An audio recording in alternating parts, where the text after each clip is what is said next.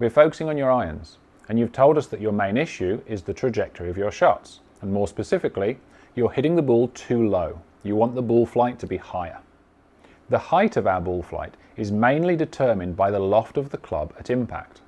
So the less loft we have, the lower the ball will launch and fly, and the more loft we have, the higher it will launch and fly. Now we have the static loft that the club is built with, but then we have what we call dynamic loft, and that is the loft that we have at impact. The way we change the loft at impact is by changing the shaft angle. So the more you push the handle forward, the more you de-loft the club and the lower the flight will be. The more you bring that handle backwards, the more loft there will be and the higher the flight will get. We can't have the handle move backwards behind the head of the club because this will affect the strike. So you'll either get heavy strikes or the club will be rising too soon and you'll be topping the ball. So the furthest we can bring the club back effectively is to get it above the ball. Any further forward than that and you'll see the loft go down and again the ball flight. So our main concern here with your golf swing is to make sure you haven't got your hands too far forward at impact. Now there are two things we can look at: setup and then the dynamics of the golf swing. Very simply, if you have the ball positioned too far back in your stance, you're going to have the hands further forward than they should be and you'll be hitting the ball low. So making sure we have an appropriate ball position is very important.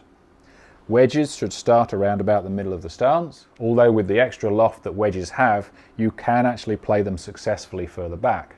But when it comes to irons, especially the lesser lofted irons, we need to make sure that ball moves forward of centre.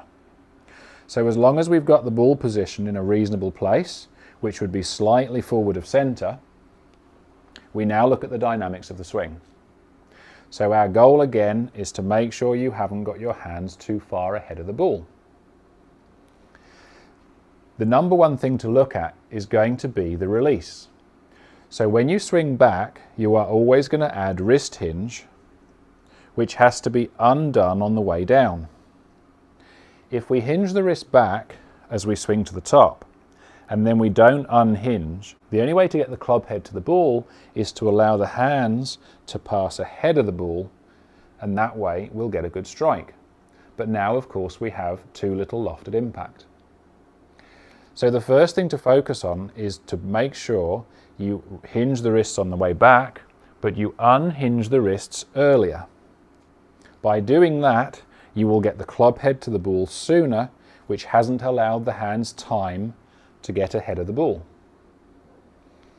Of course, again, as we said, if we overdo this, the hands would be too far back at impact and we would affect strike.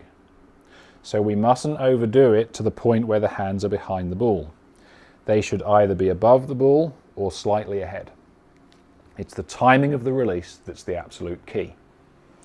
So first thing to do would be set up for some practice swings and feel a more active release as you come down into impact.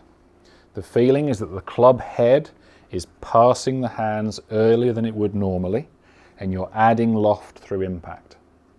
Now if you have these practice swings and make sure the club brushes the grass, you can see where the club is making contact. If the contact moves back behind the ball, you're overdoing it. You should still be able to brush the grass just ahead of the golf ball, even though you feel this more active release. And when you can do that, it's time to hit a shot. The golf ball will tell you whether you're adding more loft than you had before or not, and you need to exaggerate the feeling more. So again, have a practice swing, feel a more active release, and make sure you still brush the grass just ahead of the ball, and then hit a shot.